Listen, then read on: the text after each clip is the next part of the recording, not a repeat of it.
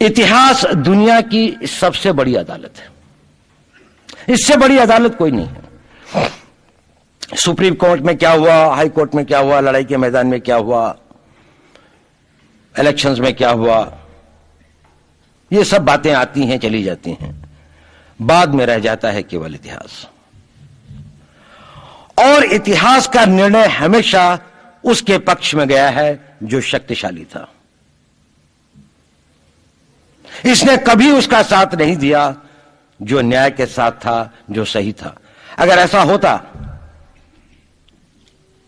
तो दिल्ली में बाबर रोड होती है, बाबर रोड है लेकिन राणा सांगा रोड नहीं है, क्योंकि बाबर आया, विजयी हुआ, राणा सांगा हार गया। भारत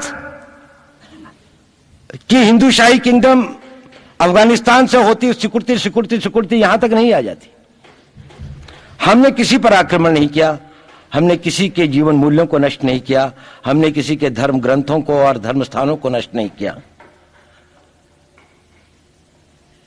शायद हम न्याय संगत थे, शायद सत्य भी हमारे पक्ष में था, लेकिन शक्ति हमारे साथ नहीं थी। इसलिए इतिहास ने हमें उसकी सजा दी।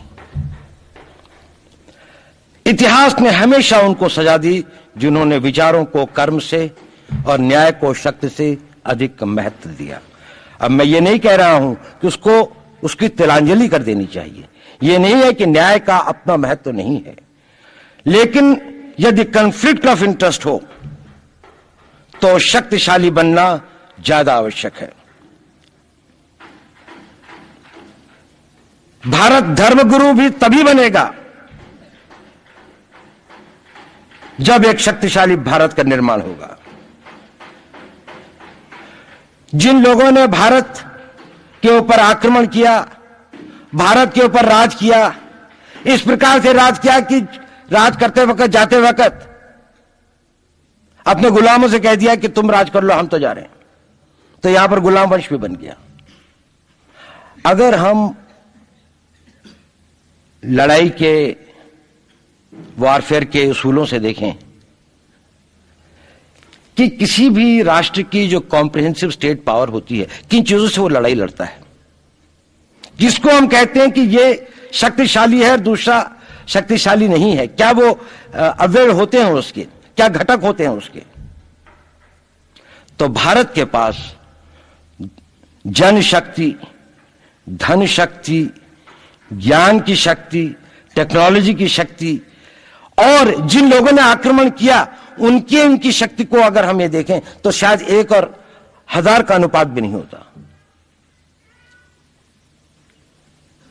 लेकिन उसके बाद भी हम वो नहीं कर पाए। और ये प्रश्न भी किसी ने पूछा, उस पर मैं आऊंगा बाद में। निवेदिता जी ने उसका बहुत अधिक उत्तर दिया, बहुत अच्छा उत्तर दिया था कि क्या कारण है, किसके कारण भी हम लोग इस लड़ाई में, इतिहास ने हमारा साथ या हमारे पक्ष में न्याय नहीं दिया। क्या कारण है कि कश्मीर में हम लड़ रहे हैं, जिन्होंने हमारे ऊपर आक्रमण हो रहा है, हमारे ऊपर बाहर से लोग आकर वायलेशन हमारे बॉर्डर का करते हैं, इन्फिल्ट्रेटर्स हमारे यहां आते हैं, जबकि पूरा का पूरा कश्मीर भारत का भाग है, अभिन्न भाग है। कानून के अनुसार वहां के राजा ने यह हस्ताक्षर किए, हमें दिया। क्या कारण है कि करोड़ों की संख्या में बांग्लादेश से लोग भारत में आते हैं, हम बाड़ लगाते हैं, वो लोग वहां से मना करते हैं कि आप हमारे आदमियों को आने दीजिए, और हम कुछ नहीं कर पाते। और भारत में 2 करोड़ नागरिक रहते हैं, हम हर एयरपोर्ट के ऊपर में इमिग्रेशन की चेक पोस्ट लगाते हैं कि कहीं पर कोई एक आदमी बिना पासपोर्ट के या बिना वीजा के भारत में प्रवेश न कर जाए। यहां पर लाखों की संख्या में, करोड़ों की संख्या में लोग आते हैं। सुप्रीम कोर्ट भी ये वो करता है कि जिन लोगों ने, जो इसके लिए जिम्मेदार हैं, उन्होंने जो काम किया है वो भारत के ऊपर आक्रमण के बराबर काम किया है। और वही सरकार उस सुप्रीम कोर्ट के 25 जुलाई 2005 के निर्णय के 3 दिन के अंदर में एक नया अध्यादेश जारी करके उन सारे के सारे कानूनों को फॉरेनर्स एक्ट के अंदर में इनकॉर्पोरेट कर लेती है, क्योंकि जो वो IMDT एक्ट था उसको सुप्रीम कोर्ट ने नल एंड वॉइड कर दिया। ये सब बातें हमें सोचने और समझने की आवश्यकता है। एक कारण, मैं ज्यादा चीजों में नहीं जाना चाहता, इतना समय भी नहीं होगा,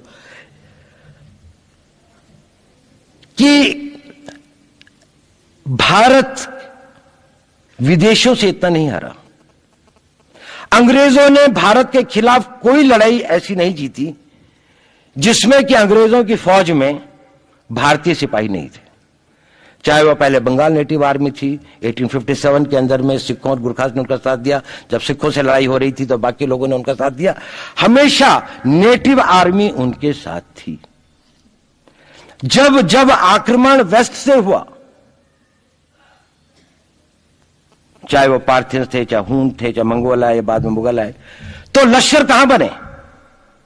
वो तो थोड़े से लोग आए थे। लश्कर बने काबुल में, जिस वक्त तो इस्लामाइज भी नहीं हुआ था, लाहौर में, सरहंद में। हिंदुस्तानियों को हराया है तो हमेशा हिंदुस्तान के लोगों ने साथ नहीं दिया देश का। और दर्द है तो केवल इसी बात का। भारत के इतिहास में अगर दर्द केवल इस बात का नहीं है कि विदेशियों ने हमारे साथ क्या किया, उनका तो हम मुकाबला कर लेते। दुख इस बात का था कि हमारे सभी लोगों ने साथ नहीं निभाया और साथ नहीं दिया। और इसकी फीलिंग आज भी मुझे इस देश में होती है। और भारत को आंतरिक या बाह्य शक्तियों से जो सबसे बड़ा खतरा है, वो खतरा इस बात का है कि हमारे अपने लोग ही कहीं राष्ट्र की सुरक्षा, राष्ट्र की अस्मिता, राष्ट्र के गौरव का सौदा न कर बैठे, अपने आज के सुख के लिए अपने भविष्य को अंधकारमय न कर दें। और इसके लिए जो जागरूकता चाहिए, इसके लिए जो ताकत पैदा करनी है, वो ताकत केवल समाज के अंदर भी पैदा की जा सकती है। उसको केवल आप लोग कर सकते हैं। वो केवल आज की युवा शक्ति ही कर सकती है।